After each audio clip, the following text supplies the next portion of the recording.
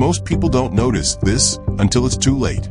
It starts with a missed bill, a strange charge on a credit card, a new phone in grandma's name that she doesn't remember buying.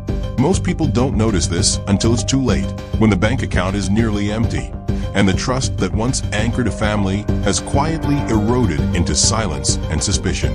Elder financial abuse isn't always a violent theft or a forged signature. It's often a slow erosion of dignity. And the worst part? The ones doing the damage are often the very people seniors trust the most: their own children, grandchildren, or caregivers. What happens when the hand that feeds becomes the hand that takes? What happens when the people sworn to protect our elders quietly begin taking pieces of their lives? $1, one document, one decision at a time. In this video, we'll take a painful but necessary journey into the world of elder financial abuse, a crisis that's silently devastating thousands of families. We'll uncover how to spot the signs before they spiral out of control, and we'll talk about what you can do, whether you're a senior, a caregiver, or someone who just cares deeply about an aging loved one. By the end of this video, you'll know exactly what to watch for and how to respond with love and grace. Because no one should have to choose between aging with dignity and protecting themselves from those they trust. Let's begin by understanding the scope of the issue. Elder financial abuse is far more common than most people think. It's estimated that seniors lose over $36 billion every year to scams, fraud, and theft. But here's the gut-wrenching truth. More than half of that comes from family members or trusted caregivers. It's not always about large sums either. Sometimes it starts with small things, a $20 here, a forgotten check there. But over time, those little nicks become deep wounds. Why is this happening? Aging brings with it not only physical decline, but often emotional vulnerability. Many seniors want to believe the best in their families. They may not want to accuse a loved one of betrayal. And sometimes, cognitive changes make it hard to even realize something is wrong. Add to that the deep fear of losing independence, and you have a perfect storm for exploitation. Let's walk through a real scenario that happens more often than we'd like to admit. Imagine a woman named Helen. She's 82 years old, lives alone since her husband passed, and relies on her daughter, Lisa, to help with groceries and transportation. Lisa starts handling Helen's mail, then her bills, then her bank account. Helen trusts her, of course, it's her daughter. But slowly, Lisa begins using Helen's debit card for her own expenses. First it's gas, then new clothes, then a vacation she really needed. Helen starts noticing things, but brushes them off. After all, Lisa is family. It takes nearly 2 years before a social worker helping Helen with a medical appointment notices the account is overdrawn. Lisa had drained nearly $90,000, money Helen and her late husband had saved over decades. By the time authorities were involved, Lisa was gone, and Helen was left devastated, not just financially, but emotionally. She lost trust. She lost dignity. She lost the ability to believe in her own instincts. So what are the signs of elder financial abuse? And why do they often go unnoticed? The signs can be subtle. It might be unpaid bills despite having enough savings. It could be changes in banking behavior, frequent withdrawals, unusual transfers, or sudden ATM use when the senior never used ATMs before. Sometimes it's a new friend or relative who seems too interested in the senior's finances or begins isolating them from others. There may also be changes in legal documents, a new will, a new power of attorney. These are enormous red flags when made suddenly or without explanation. And perhaps the most heartbreaking sign? The senior begins to seem anxious, withdrawn, or ashamed, often too afraid to say why. But there's one sign almost no one talks about, and it's the most important of all: silence. When a senior stops talking about their money, when they defer all questions to someone else, when they avoid looking you in the eye while talking about finances. That silence speaks volumes. It's often a quiet cry for help, one that gets overlooked because we're too polite to pry or too trusting of a caregiver to dig deeper. If you've made it this far, I want you to stop and think about someone in your life. A parent, a grandparent, a neighbor. Have they changed lately? Are they withdrawing? Handing off responsibilities they used to handle with confidence? If so, leave a comment below with a simple "I see it now." That single act could start a wave of awareness, and maybe even help someone who feels too ashamed to speak up. So how does this happen within families? It's complicated. Sometimes it's rooted in entitlement. I'm going to get the money eventually, so why not now? Other times, it's desperation.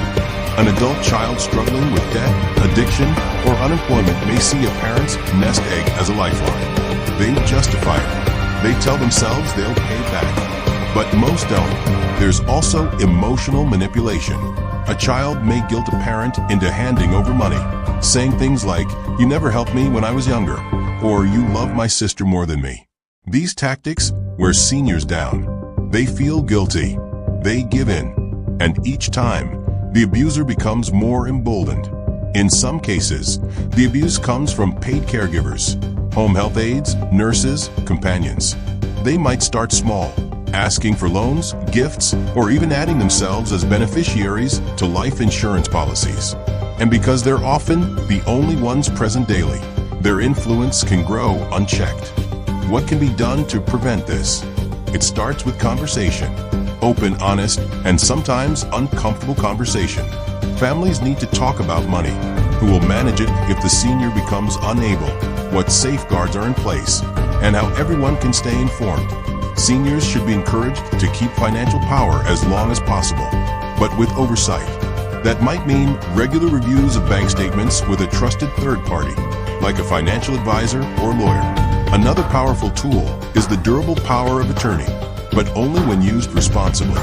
This document gives someone the legal authority to make financial decisions if the senior becomes incapacitated. It should be given only after careful consideration and ideally with a second person assigned as a backup or co-agent to ensure accountability. Technology can help too. Many banks now offer view-only access for family members, so someone can monitor without being able to move money. Alerts for large transactions or unusual activity can be set up. Even automatic bill pay systems can reduce the chance of missed payments or unauthorized withdrawals. But most importantly, seniors should be taught that asking for help is not weakness, it's wisdom. And those around them should be vigilant without being patronizing. It's a fine balance, but one that can make the difference between protection and exploitation. Let's return to Helen. After the theft, she moved into an assisted living community where her finances were handled by a court-appointed guardian. She slowly rebuilt her trust in others, though the betrayal never truly left her. But one thing Helen insisted on doing? She began giving talks at community centers about financial abuse. She told her story again and again, and each time someone in the audience would come up afterward and whisper, "That happened to my mom too," or "I think my uncle is stealing from my grandfather." Helen turned her pain into purpose, and in doing so, she helped others step out of the silence. You might think you've heard this before, but here's the twist. Financial abuse doesn't just take money, it takes time. It robs seniors of years they could have lived with peace of mind. It steals joy, dignity, and the ability to trust. It isn't just theft, it's betrayal, layered with guilt and silence. So what can you do right now today? Check in. Call your parents or grandparents. Ask them how they're doing, really doing. Offer to go over their bills together. Suggest setting up alerts or reviewing documents together. Make it a partnership, not a power grab. Remind them that protecting their finances is a way of protecting their independence. If you work with seniors, whether in healthcare, housing, or community services, learn the signs. Document your concerns. Report suspicious activity to Adult Protective Services. Don't assume someone else will take care of it. Be the one who speaks up. And if you're a senior who's been taken advantage of, know this: you are not alone. Shame thrives in silence, but healing begins with speaking out.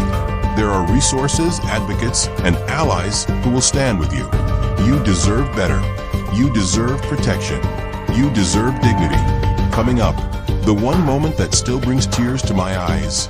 A man named Robert stood up at one of Helen's talks, his hands trembling. He'd been letting his nephew manage his money for 5 years. That night, after hearing Helen, He checked his accounts and found that over $40,000 was missing. He wept, not just for the money, but for the years he'd spent thinking he was being cared for when he was being used. But that night, Robert made a change. He contacted his bank. He told his story. And in doing so, he reclaimed something even more valuable than his money: his voice. If this reminded you of someone, share it with a friend. You never know who needs to hear it. We all age, but how we age is up to us. Leave a comment if you've seen this in your own family. We need to talk about this more. And follow at Aging Gracefully 60 for more videos like this. Because when we talk, we protect each other.